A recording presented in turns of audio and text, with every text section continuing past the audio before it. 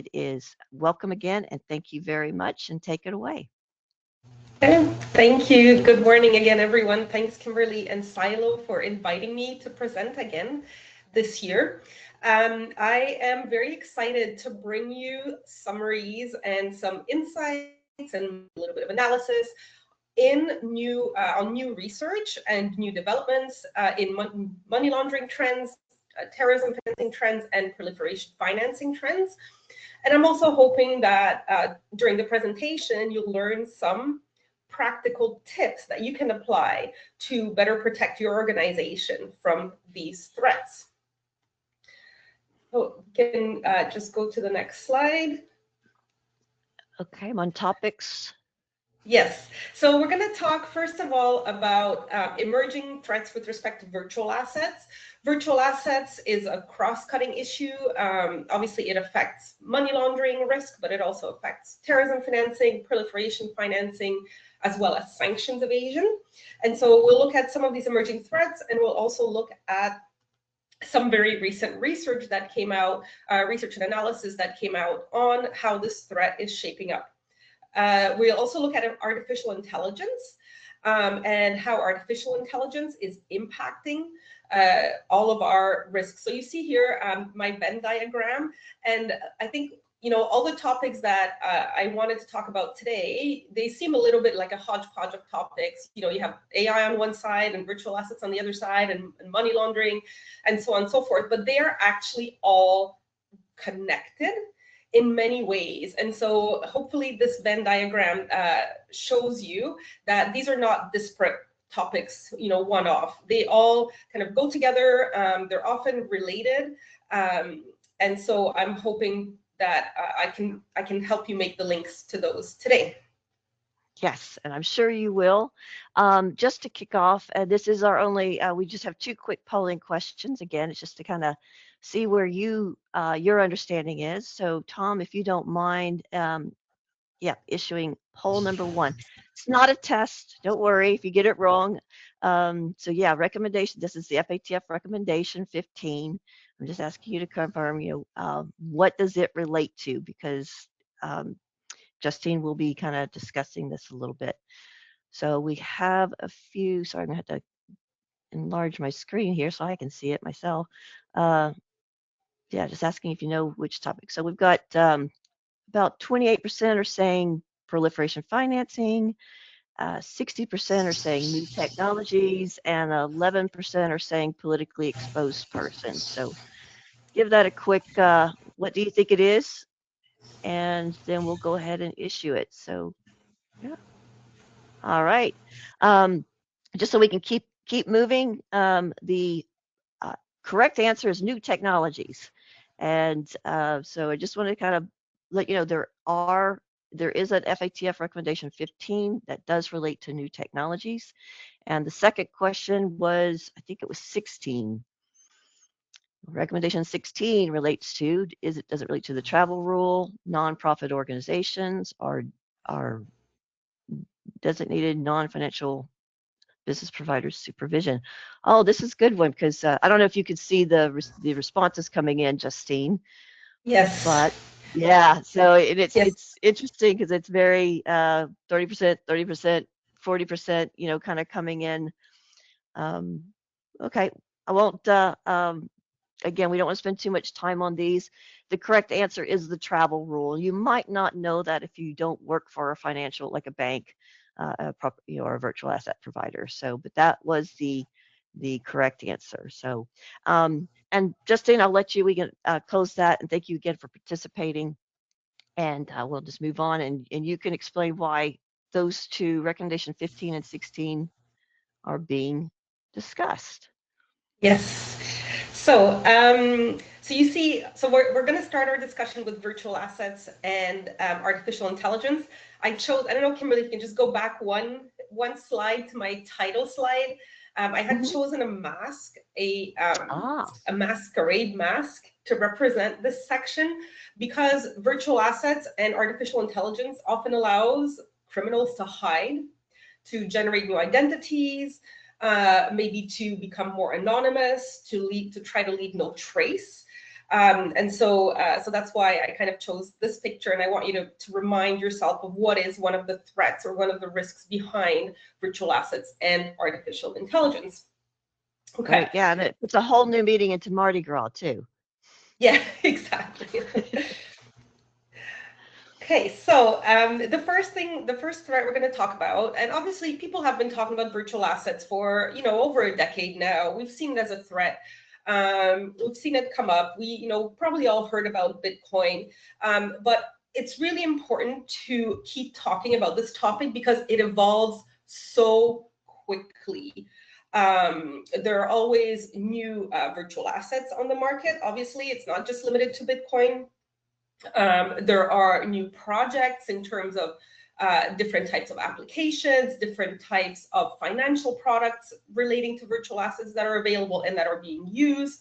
And so it's really important to, even though we think, oh, virtual assets, old news, it's actually still a very hot topic.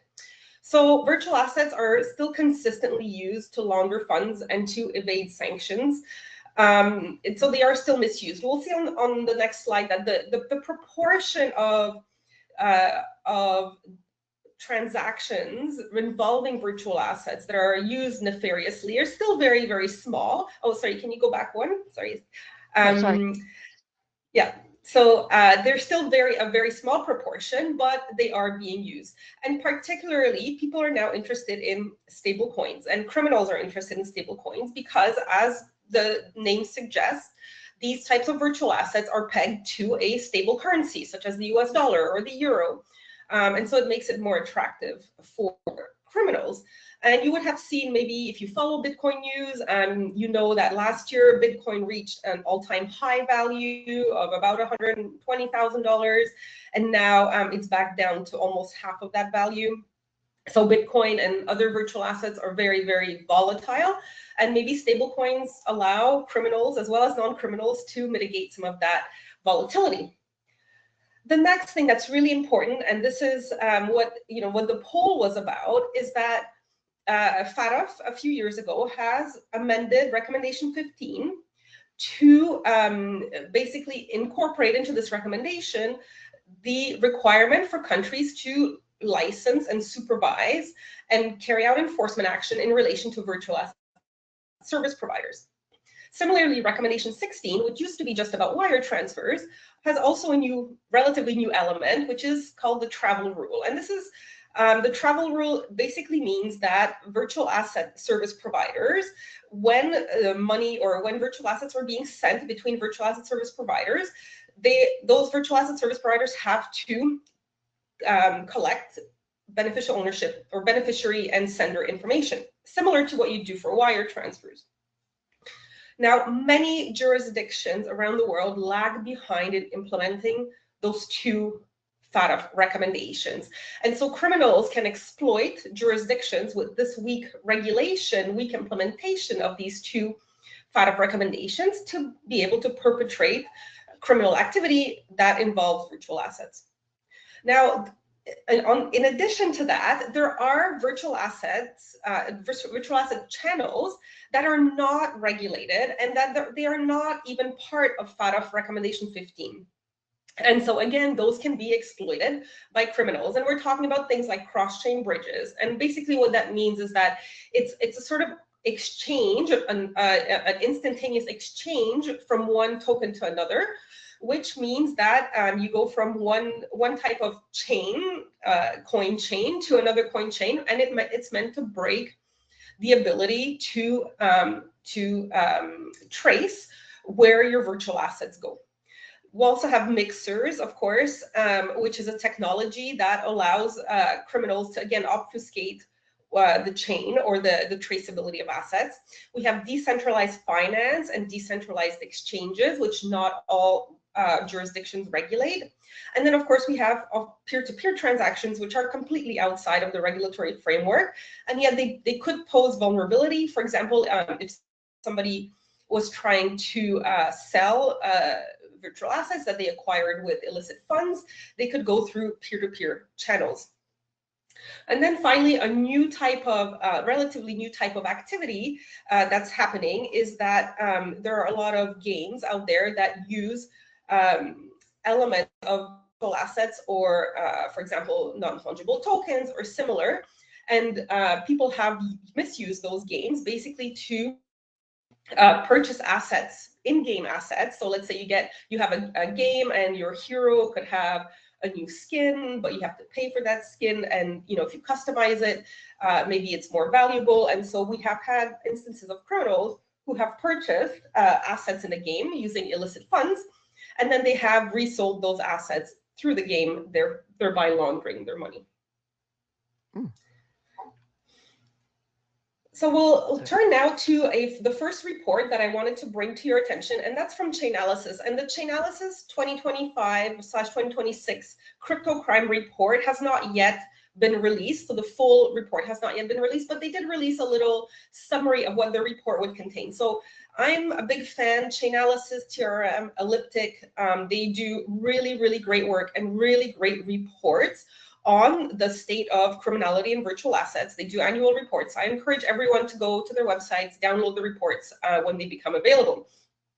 So the first thing is that Chainalysis noted that they're projecting a record $17 billion that was stolen in 2025 through crypto scams and fraud. And this is a 1,400% year-over-year growth from 2024. They also noted that scam operations are becoming more industrialized, and they have more sophisticated infrastructure. So we will see a case in a little bit about how that, one example of that, but it's no longer, a person or a couple of hackers sitting in, their mom's basement trying to break a code. You actually have people who are very knowledgeable, who invest a lot of resources, perhaps are involved in other criminality as well, to try to carry out these scams and these frauds on a large scale. There's also increasing use of commercial hacking tools. And what I meant by that is that people develop tools, let's say for phishing, people develop tools for identity theft, and they market those tools, just like if they were, a company selling soaps or something.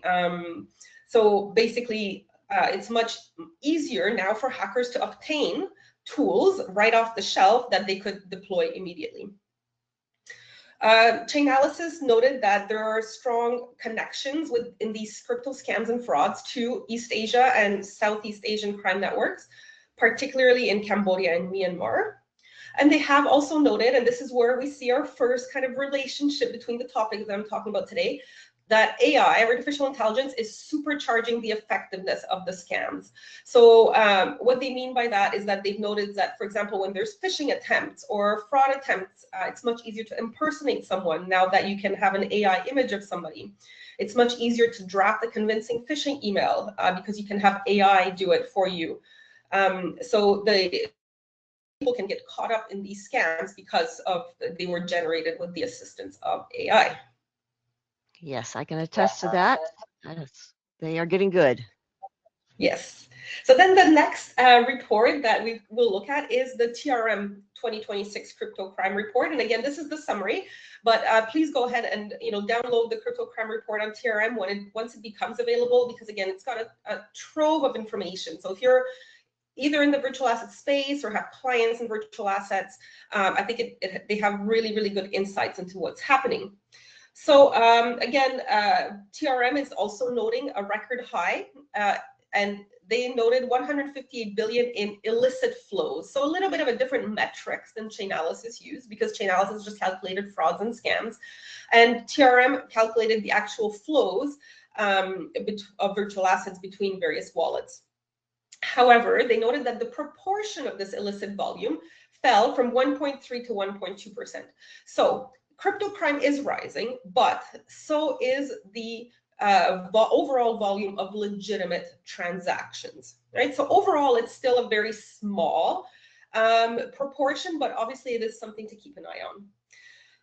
One of the illicit activities that grew in 2025 was sanctions evasion through virtual assets, and this grew over 400%.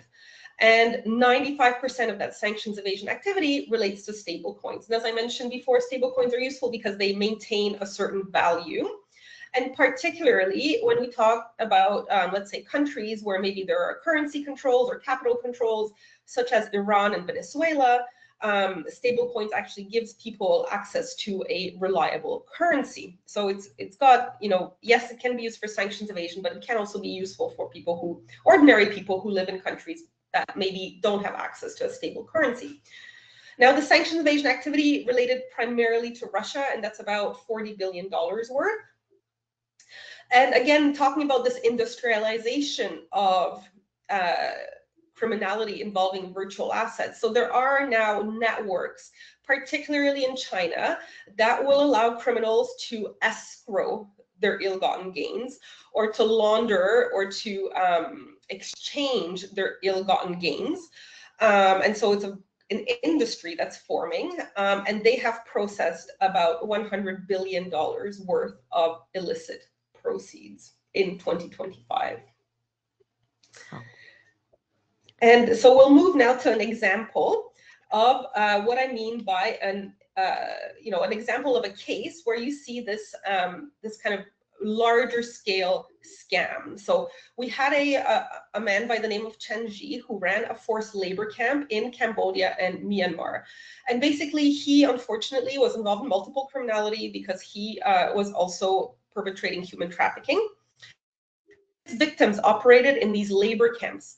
And in these labor camps, and this sounds very dystopian if you're a little bit older like me, I mean, it's not something I would have imagined, growing up in the 80s. Basically, these victims of human trafficking sat and they set up fake social media profiles and fake profiles on online dating sites. And they had to talk to victims to build up the trust of these victims and to lure the victims into sending them money or cryptocurrency into cryptocurrency investment platforms. Now, these platforms, of course, were fake. All these investments were fake, and they were really wallets that were controlled by the perpetrator of this scam, Mr. G. And Mr. G used the funds that he received from these victims to purchase luxury assets. And in October 2025, Mr. G was indicted by the DOJ, and the authorities were able to recover over $15 billion in Bitcoin that he had stolen from these victims. So very large sums of money. We can see this is not just this is a huge operation with very unfortunate circumstances. I would love to ask everybody to raise your hand if you or if you know of anybody who has been a victim of some of these fake social media profiles. And I can tell you personally, I have an aunt. She's an older woman. She's in her 80s, and she lost over, I want to say $30,000 by being scammed by social media. It was very obvious to me. Yeah, I can see there's a lot of people giving thumbs up. Wow. Yes. Yeah, this is a big deal. I mean, obviously that 30,000, that's part of that 15 billion. Possibly. And she has nothing to do Yes. with Bitcoin or anything like that, but she just handed over her money. And Yes. so it's very, very sad to see these very vulnerable people fall for this. And I think this is where, a bank could have done something and stopped it if they had spotted it. But unfortunately, that did not happen. So, yeah, this is very, very common, unfortunately. Okay, Yes. thank you, Justine. So on the next slide, we see some of the red flags. So talking about when you look at a virtual asset, if you have a client who has virtual assets, or you have a virtual asset service provider as a client, and you're looking at their clients. So here are some of the red flags that you can look at. If you have a client who owns a virtual asset, let's say, and they're frequently chain hopping across multiple chains of tokens. So remember I mentioned that chain hopping is not a regulated service, and it allows criminals or anyone really to evade, to break this the traceability of a virtual asset, right? So virtual assets, contrary to some rhetoric you might have heard, like virtual assets can actually be traced. Like, they're very traceable because you do see them on chain. You can trace them through wallets if you know who the wallets belong to, or you have an idea of who the wallets belong to. You can see what wallets are linked together. But so virtual assets are traceable. But when you start chain hopping, you're breaking that trace because you have to look across multiple blockchains. Then structuring or smurfing in virtual assets. So again, similar to what happens in, let's say, with cash, people making several small transactions of a smaller, several transactions of smaller value, let's say, in order to evade maybe limits or, kind of evade suspicion. Assets that are moved frequently between wallets. Again, if you see an asset that's just been moved or maybe fragmented to different wallets without a good reason. Wallets associated with unregulated exchanges. And again, if you have, let's say, a subscription to Chainalysis or a similar service, this is something that you would be alerted to. Overuse of over-the-counter to exchange virtual assets or peer-to-peer platforms. And of course, any engagement with unregulated VASPs. So the final slide on this topic of virtual assets, we're going to talk a little bit about best practices. So again, if your institution accepts virtual asset payments or you have clients involved in virtual assets, you have to understand the risk exposure of that client and the controls that that client has in place, especially if they are, let's say, part of the less regulated world of virtual assets. So for example, if you have a client that is developing a game that will have in-game tokens or in-game purchase ability, or if you have a client who wants to buy, let's say, mining equipment, it's really important to understand that there is a risk exposure there, and how is your client controlling that. It's a really good idea to learn how to understand activity on the blockchain. Most blockchains are public, so you can go on the website. You can look at a blockchain explorer, depending on the virtual asset that you're interested in. So learn how to do that, because if a client says, okay, this is my wallet, and you can have a look here to look at my activity, then you can understand better where what kind of activities they're carrying out, who they're carrying them out with, understand patterns of transactions to try to either validate the fact that these transactions are legitimate, or see if they raise any red flags. Carefully assess the source of wealth and source of funds of your clients, especially if they mention that they are in the virtual asset space. Screen wallet addresses against sanctions lists. So lists of targeted financial sanctions, we know we have mostly people on there. Sometimes there's companies, but there are also wallet addresses. So if you go on the OXI search, or if you go on the OFAC search, you can find those sanctioned wallet addresses. If you do a lot of volume, if you have a lot of, let's say, VASP clients, or a lot of clients that are involved in virtual assets, it might be a good idea to in a blockchain analytics tool such as TRM, Elliptic, Chainalysis, etc. There's many of them out there, for you to trial and see what works best for your company. If you have, if you have clients that are involved in virtual assets, if they're setting up a virtual asset project, it's important to understand the control structure, who is actually running the project, who's making the main decisions. And then, as I mentioned at the very beginning, the crypto risks and trends are shifting so fast.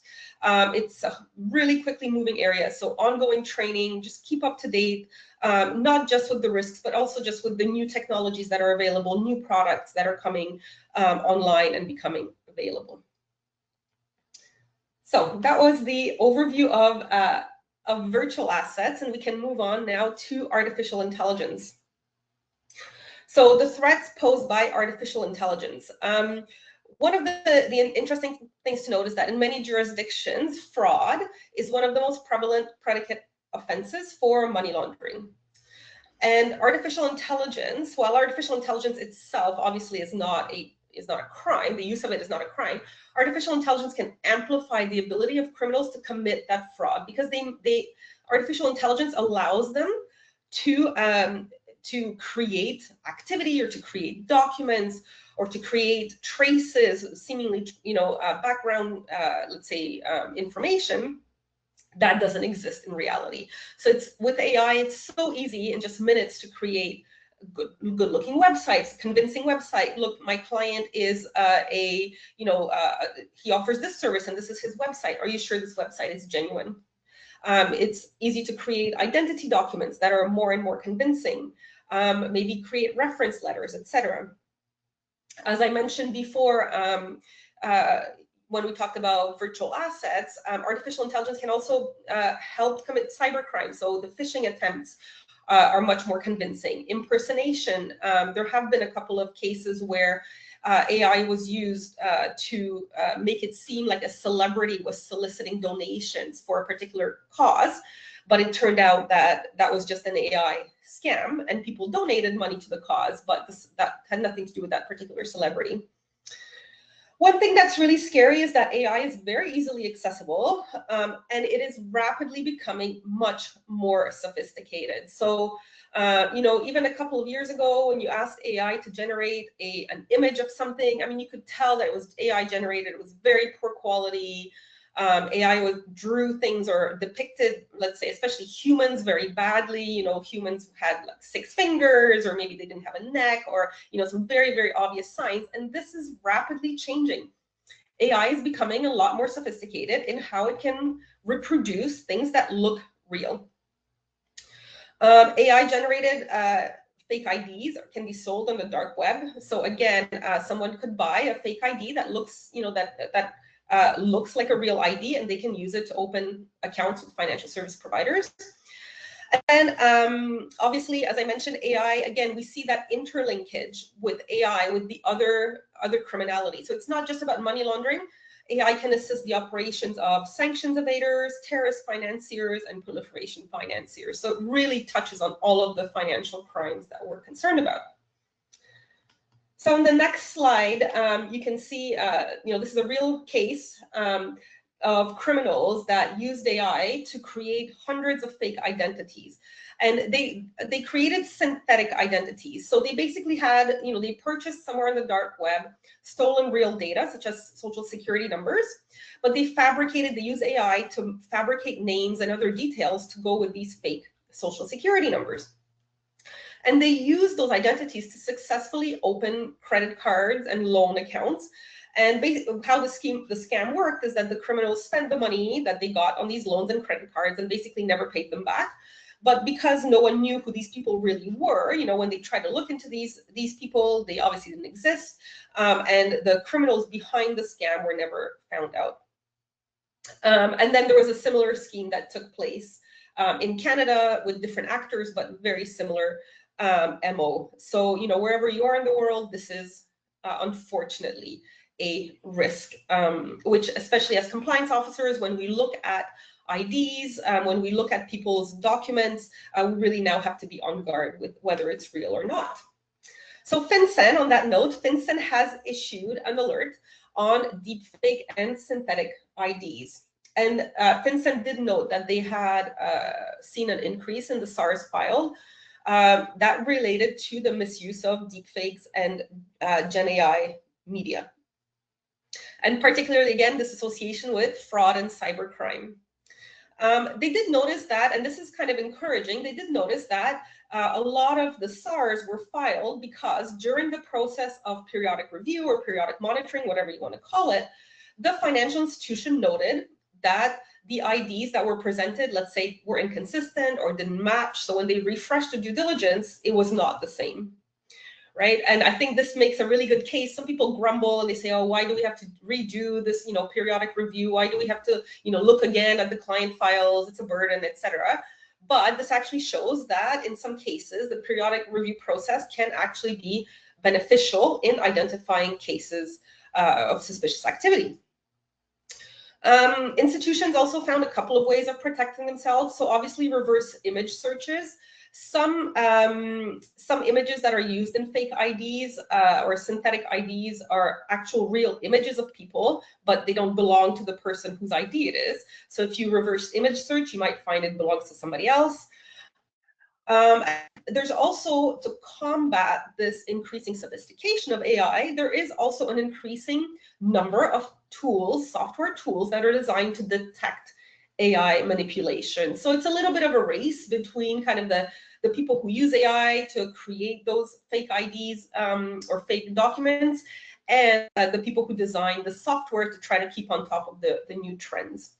And then the other way that maybe that some financial institutions found ways to protect themselves is that when they did a video conference with the client, so this is in cases where you see the client's ID, but you don't meet with them face to face. If you do a video conference call, you can notice inconsistencies between the ID that they provided you and their face in the video conference call. Not foolproof, because there has been cases of fake of AI generated videos that were very convincing as well, but it is a way, maybe one more safeguard that you can utilize. So on the next page, we'll see that FinCEN has also provided a list of red flags that you can look for to try to spot those fake documents. Now, of course, it's going to be, some criminals are really good, so it might be very difficult to identify, and some criminals might be a little bit more sloppy, and so you can look for some of these red flags. So maybe there can be inconsistencies among multiple identity documents that are submitted by a customer, or maybe between the documents they submitted and publicly available documents. So for example, if they submitted certain documents and you go look them on LinkedIn, or you go look them online, or you find an article about them, you might see that these things don't match. If a customer cannot satisfactorily authenticate all of the aspects of their profile, so let's say they give you an ID that looks really convincing, but you can't verify their source of wealth or source of income or something else, that might be a red flag that the ID was not genuine. If there's inconsistencies between the ID document and other aspects of the profile, so let's say, again, you see an ID document you think is real, and it's from a certain geographical area, but then when you look, let's say, online, or you looked at their CV, or you looked at, how they generated their wealth, and you see, well, this client was never actually there, or they were just there for a very short time, or something like that. A photo is internally inconsistent. So Gen AI, as I mentioned before, still does not create humans very well, but we've moved away from the, humans have 6 fingers type of, inconsistency. Now you really have to look closely. You'll see that Gen AI still doesn't do, for example, if you look at the placement of jewelry, you see a lot of if you look carefully at a photo, some Gen AI place earrings in the wrong place, or maybe it places a necklace that doesn't go all the way around the neck, or sometimes the shape of the ears, or shape of the nose. There's still some ways of telling whether a photo, or having signs that a photo is generated with artificial intelligence. But I'm warning you, this is changing so quickly that pretty soon it's going to be very, very difficult to tell if a photo is an actual photo or generated with artificial intelligence. And then finally, of course, the red flag, and maybe this is the strongest red flag, is that if you use a Gen AI or deepfake detection software, that raises an alert that these documents are not genuine. Okay. Thank you. I'd be curious to know, does anybody in the audience, do you use any type of ID? Let's see, what did you call it? Deep fake detection software. Does anybody have any experience with that? Just raise your hand. Oh, we got a few. Okay, fantastic. Oh no, some of them have thumbs down, which means you're not, and some have thumbs up. All right, so it looks like that might be something that we start looking at. Okay, thank you, Justine.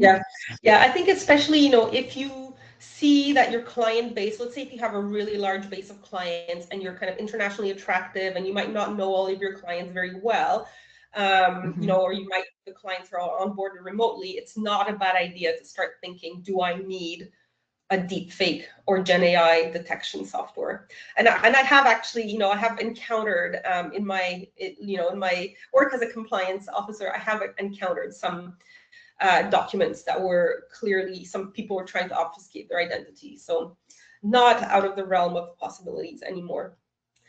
Okay, so moving on to another topic, yes, which is counter-proliferation financing and sanctions evasion. And in the next few slides, the main thing that I want to talk to you about is this new FATF report. It's not so new anymore, from June 2025. I don't know how many of you have read it, but it is kind of an interesting update to what's happening in the proliferation financing world and sanctions evasion world.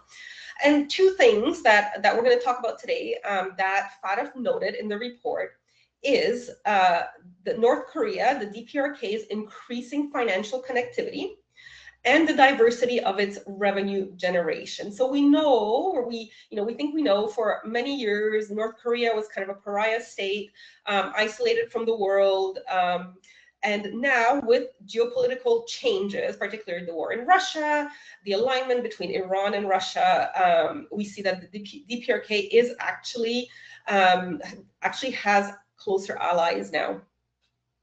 So first of all, with this increasing connectivity, the DPRK and Russia recently entered into, recently, a couple of years ago now, entered into an agreement, an actual written agreement called the DPRK-Russia Comprehensive Strategic Partnership Treaty. So this is really scary, obviously, because it opens a whole door for North Korea to have stronger financial ties to the world. Why is this bad? Of course, because North Korea is using the money that it obtains to try to build nuclear weapons.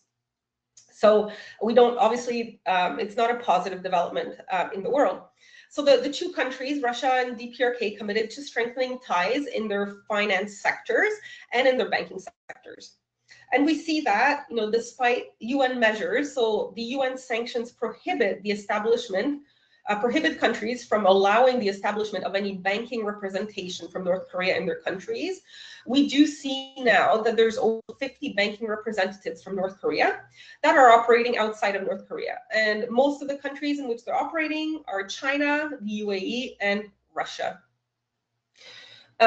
So if you didn't have those countries on the radar, sometimes we think, well, proliferation financing, we think Iran, DPRK, but actually now we have to note that DPRK and Iran both have allies, and those allies should be on your radar when you're looking at your country risk. We also know that Russia facilitated hundreds of millions of dollars in transactions for DPRK. Again, Russia is also somewhat isolated from the world's financial system, but it does have more connectivity than North Korea, and so it is able to be a conduit for North Korea to reach the rest of the world. And then we also see that the DPRK has strengthened ties to Iran, and particularly via cryptocurrency channels. Now, in addition to this rising connectivity, the DPRK has also diversified its revenue generation streams. So we see that a lot of the revenue from North Korea in terms of illicit activities relate to, they gain a lot of money from forgery, fraud, theft, arms trafficking, and smuggling. For example, in terms of smuggling, we know that North Korea does have a lot of natural resources that might be attractive to other parts of the world. So they have minerals, they also have coal. Everything is prohibited, so they're not allowed to sell it because of sanctions. But there are ways of basically that they use to smuggle those natural resources out of their country to, again, generate money for their nuclear program. We see that North Korea, so this is again something that's relatively newish, is that North Korea now sends construction workers and other workers to Russia to earn foreign currency. And basically these North Korean workers, they work in Russia, and the condition for them being sent there, because I guess that being in Russia is an upgrade to being in North Korea, in exchange of being allowed to work in Russia, they have to remit up to 90% of their earnings to the North Korean government. Oh. Yeah, so again, if you have, obviously Russia is also heavily sanctioned, but it is less heavily sanctioned in a way than North Korea. So if you do have ties with somebody, if you're, working with somebody from Russia, or if you have somebody from Russia representing your client or so on, really, really important also to dig a little bit deeper about where these people come from. North Korea has also, this is really interesting, North Korea has also set up some revenue generating businesses. So, real businesses in various countries. And these businesses mainly focus on the production and export of wigs and false eyelashes. And it basically accounts for up to 60% of North Korea's exports to a neighboring country. The neighboring country was not named, but I suspect it's China.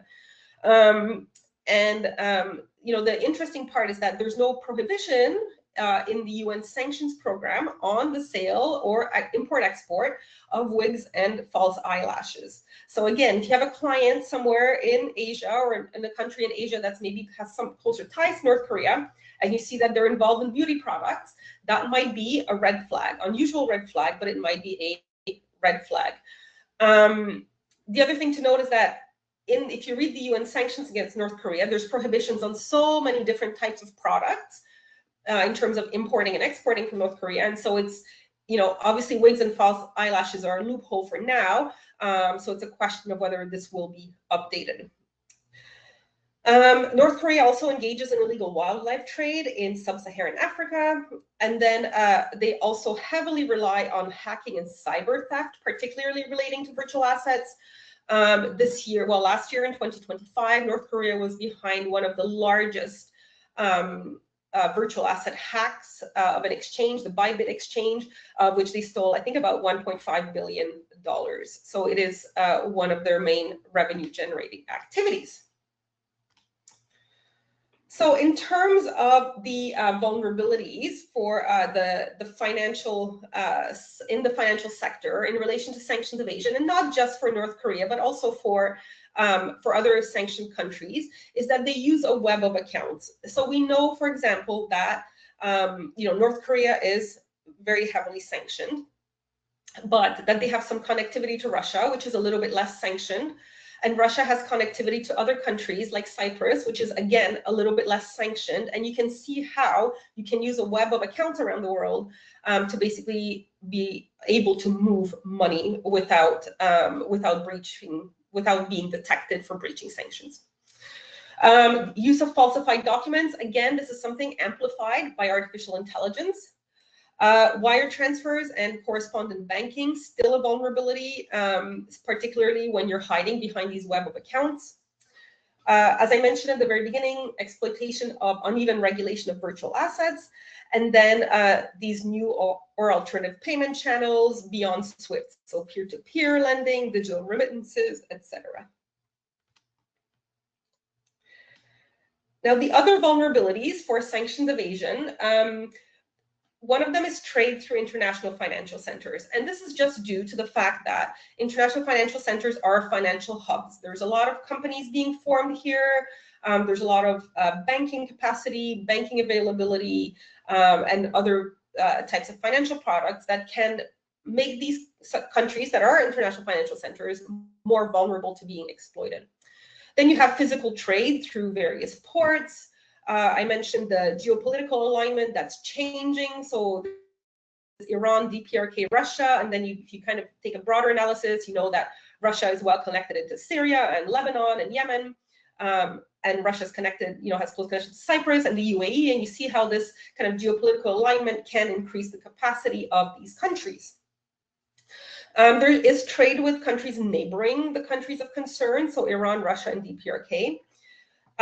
There is a very low level of implementation of counter-proliferation financing, FATF recommendations internationally. So FATF stated that only about 16% of countries have implemented robust counter-proliferation financing regulatory frameworks. Now, this is really important when you're doing your country risk assessment. It's really easy to say, well, this country is a strong country, and so they're low risk country. It's really important to understand the different context. For example, for CPF, even if somebody has really good, let's say they're not on any gray list, or they're high rated with the Basel Index, etc., they might still not have implemented CPF rules correctly. So if you have a CPF concern, it's really important to look at that particular country where you have your client or that particular connection and see what is their implementation of CPF. Now, weaknesses in beneficial ownership transparency, again, because they're creating, the sanctions evaders are creating these webs of accounts, webs of companies, it's really difficult sometimes to identify who is the natural person who controls all of these accounts and all of these money flows. And then finally, a reminder that the vulnerability is not just in the financial sector and the maritime sector, which is outside of, obviously, the FATF requirements. The maritime sector is frequently targeted particularly for smuggling various goods. We have seen even in the news today that the Ukraine is actually targeting now the Russian shadow fleet, basically to prevent Russia from selling oil to India in violation of sanctions imposed on Russia. So maritime sector, if you have clients in the maritime sector, it is a higher risk sector for proliferation financing and sanctions evasion. Now, in the next slide, I wanted to bring your attention to, in respect of AI vulnerabilities. So again, AI amplifies the ability of people to evade sanctions programs. As I mentioned before, it enhances the capability and the credibility of phishing scams, spoofing scams, and impersonation scams, and all sorts of other cyber crimes. Criminals also now use AI to create networks and layers of companies to hide ownership and the true purpose of the company. And now this is really interesting when you're doing your customer due diligence on a company and you're trying to get to the beneficial owner. And a lot of people, or some people, will skip, let's say, those middle layers. They're going to look at your client company, and then they're going to kind of look at the beneficial owner. And that's why it's really important to ensure that all those middle companies, intermediate companies exist, that they have documents to prove that they're in existence, and who owns or controls them. Because what you see on paper in a very complex, particularly it's very complex corporate structure, might not actually reflect reality anymore. AI can be used to fine-tune trade-based money laundering. So, you create more credible bills of lading, more credible invoices. AI has a better ability to, let's say, making sure that the goods description on your bills of lading matches the different export-import codes, etc. And then generally just allows perpetrators to create better evidence, such as website, invoices, and credentials that look genuine. So some of the practical takeaways in relation to proliferation financing and sanctions. So make sure that your sanction screening and PF screening controls align with the FATF expectations. What this means is that you need to make sure that you screen your client and then screen anyone that maybe is working or for if there's a beneficial owner, if there's another controller, if there's any associated entities that could control your client. You really have to understand that corporate structure and making sure that everyone is within it is screened. Obviously, heightened scrutiny of clients, investors, counterparties, etc., when they're exposed to either North Korea or a jurisdiction linked with North Korea, or who have cross-border activity, particularly near North Korea and Iran. In terms of Cayman entities, here in the Cayman Islands, we have a lot of funds, we have a lot of SPVs. Again, it is important to dig into what those funds are holding, what those SPVs are investing in, to see if it touches, let's say, some of the maritime associated risks or some of the virtual asset associated risk. Be careful of classifying countries as having an equivalent regulatory framework, particularly for CPF, because only 16% of countries have implemented the FATF recommendations. And then really focus on educating yourself. So educate your staff, ensure that you know what you have to do to protect yourself against hacking, and make sure you have those cyber security defenses. Okay, so that was on proliferation financing and sanctions. And now our last topic is going to be an update on terrorism financing risks. And again, a lot of this is from the latest FATF report on terrorism financing risk, which was released at the same time as the proliferation financing report in July 2025. So what the findings are, we're going to talk about the shifting geographical risk of terrorism financing. We better understand the risk factors for terrorism financing, the types of actors, and then how these terrorists move funds and manage the funds. So some of the recent trends, really important to note, that the operations of terrorists have become increasingly decentralized, mainly due to loss of some controls, loss of control of some areas, and tightening financial system requirements. So they're regional hubs as opposed to global hubs, and self-finance cells play much bigger roles. There's a rise of microfinancing for lone actor terrorists or small cells from not illicit sources, and so that's much harder to detect. Some terrorist organizations are intensifying propaganda, including through new methods. Again, we see this online gaming feature here, and it targets Europe and Central Asia. And then, we're used to thinking about kind of the Middle East, maybe Afghanistan, Pakistan as some hotbeds of terrorist activity. But actually, the Sahel region in Africa has become a global epicenter for terrorism right now. So on the next slide, I just wanted to I'm not going to run through everything, but this is something that you can look at a little bit later. But we're used to hearing about, certain terrorist groups, like obviously Al-Qaeda and Islamic State and so on. But on this slide here, you see kind of the major terrorist groups and where they operate. Really important to note that these major terrorist groups all have different ways of gaining money. They have different activities. And so it's really important to understand kind of that it's not just about ISIL and Al-Qaeda anymore. And these are just the main ones. I mean, there's many, many more that operate out there. And then the next slide is just a map showing you where this geographic risk could come from. So we see the Sahel region in Africa. We see Niger and Nigeria and Chad.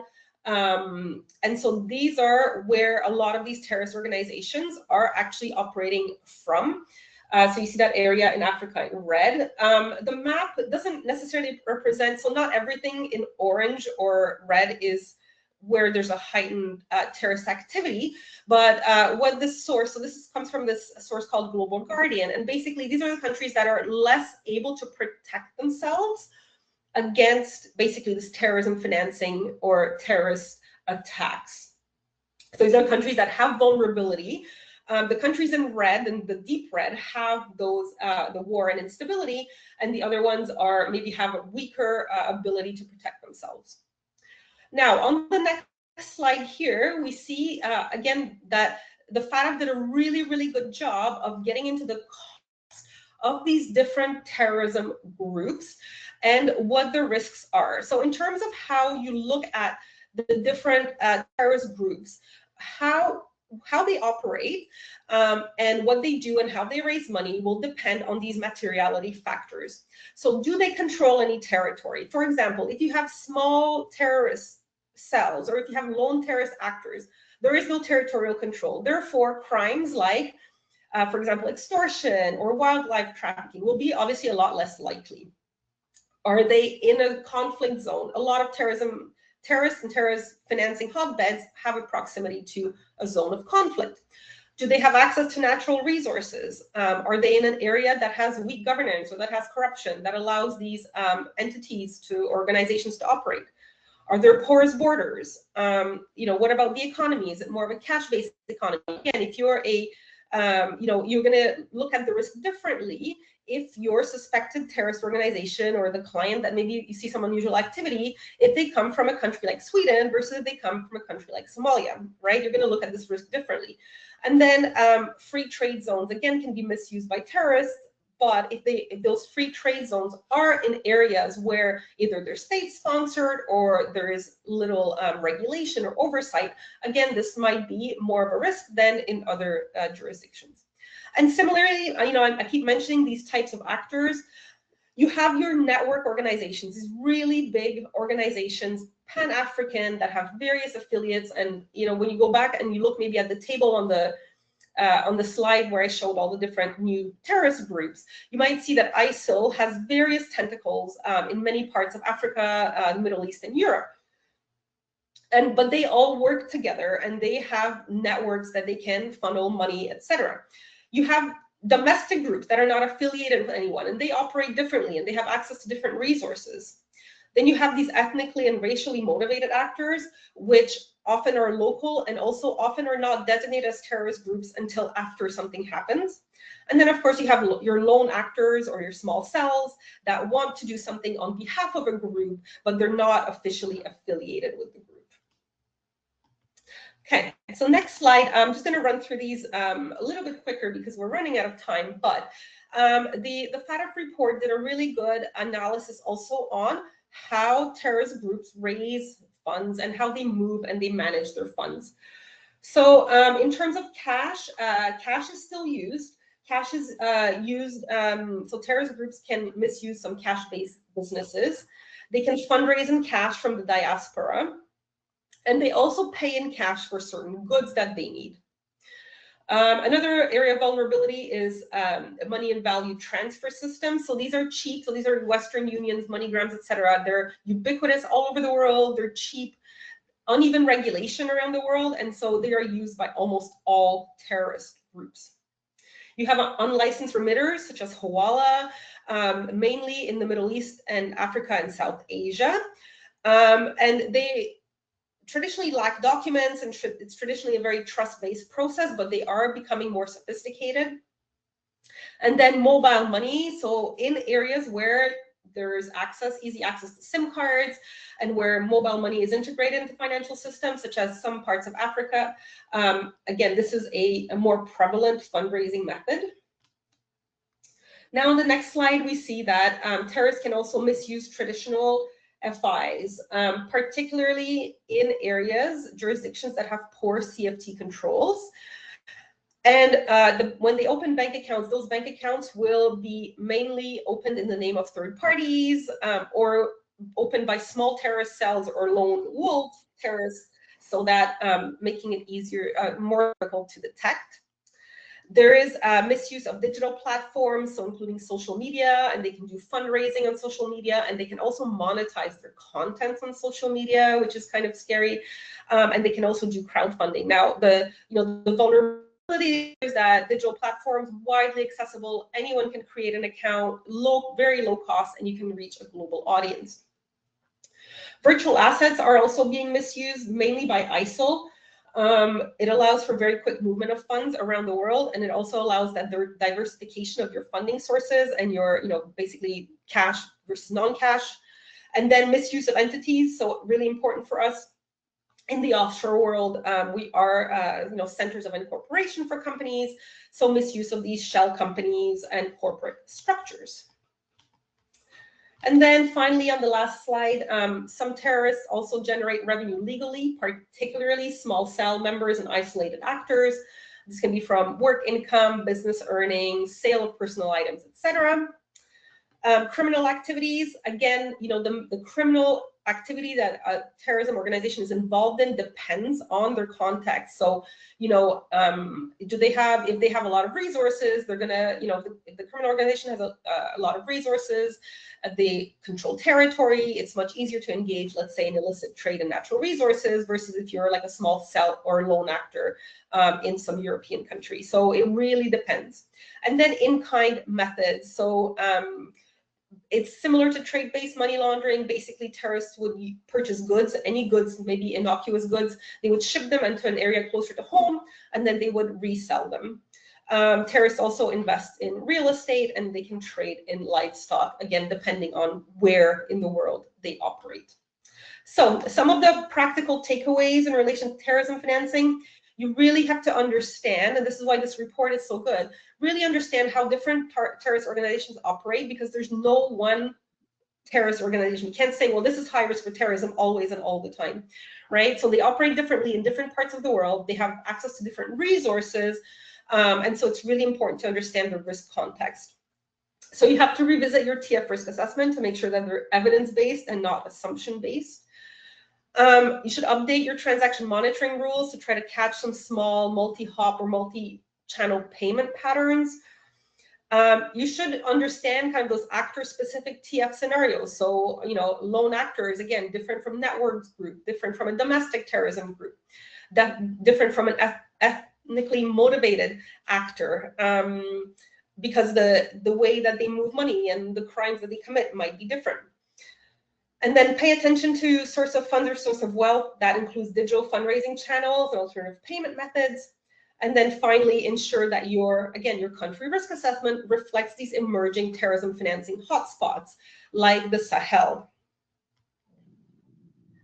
So in final summary, I want you to know that the financial crime risks are becoming a lot more sophisticated, driven a lot by the misuse of virtual assets, cyber-enabled activity, and artificial intelligence.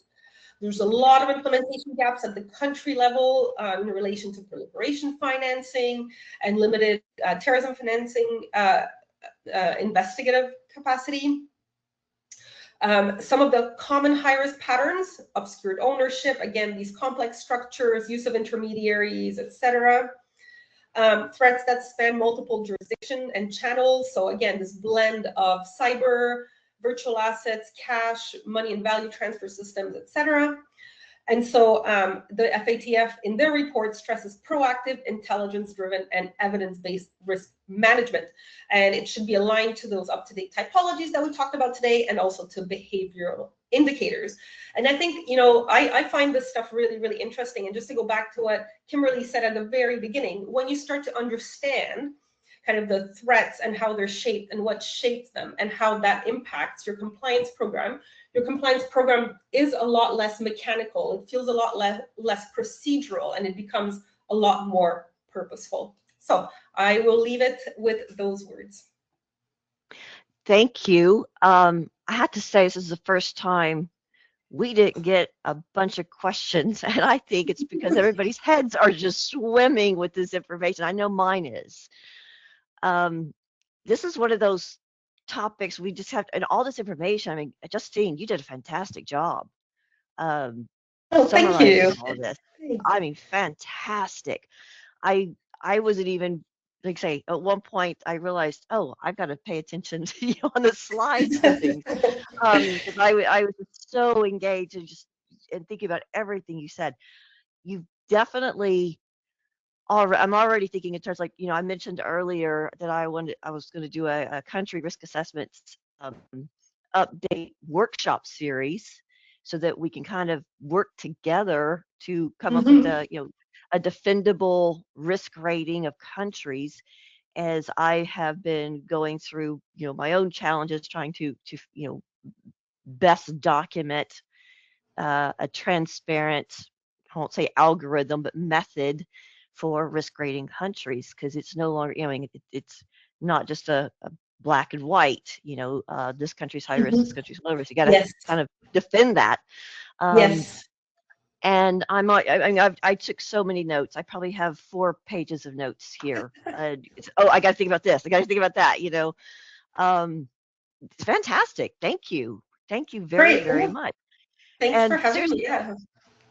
0 questions have come in, and Wow. I think it's because people have to go and kind of absorb it and digest everything that you've said and presented today. And we did it only 4 minutes going over the hour. And probably Yes. that 4 minutes was probably me just chatting with you. Yes, so thank you very much. And again, this is for those who were not able to join at the very beginning. Again, here's Justine's email. Tom's, if you have a question about silo stuff as well. Um, this was that workshop series I'm kind of talking about, and this is due to the FATF plenary going on right now. And that is usually it's a trigger when they kind of adjust their gray and black lists, take some countries off, put some countries on.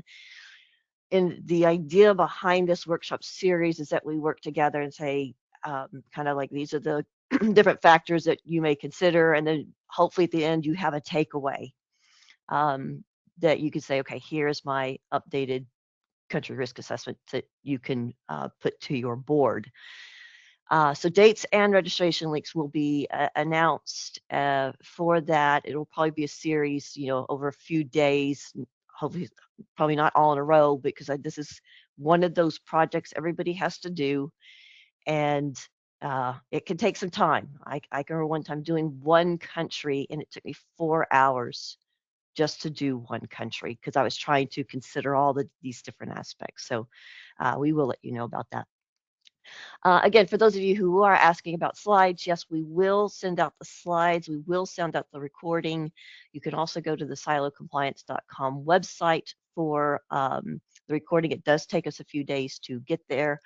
And again, just thank you very much for joining. It is a lot to digest. People are kind of commenting about that. It is a lot to digest. And so these slides will be very helpful. Thank you, Justine. Again, I can't thank you enough. So, and thank you to our audience as well. And Justine, anything else on your side? Do you guys have any training or anything going on your side that you'd like to promote, or any conferences you're attending? So yes, watch this space. For those of you who might be local to Cayman, we do have a couple of in-person seminars that we'll be hosting in May and June, especially directors training on AML. So we will promote that on LinkedIn. But aside from that, yes, and Liz, my colleague from Claritas, she will be doing a Silo Gray Matters, I believe in April. So yes, watch this space as well. Yes, sorry, that was at the beginning. I can't remember her topic exactly, but yeah, I It saw was that the she's FATF going. fifth round, next round, Yes, yes. yes, the fifth round. And then next month, I think it's March 4th, we also have a presentation as well. So again, you can go to the AML Gray Matters little tab on silocompliance.com, see the upcoming topics, register straight. You can also see previous recordings as well and get slides as well. But we will be sending these out. So everyone, thank you so much for joining.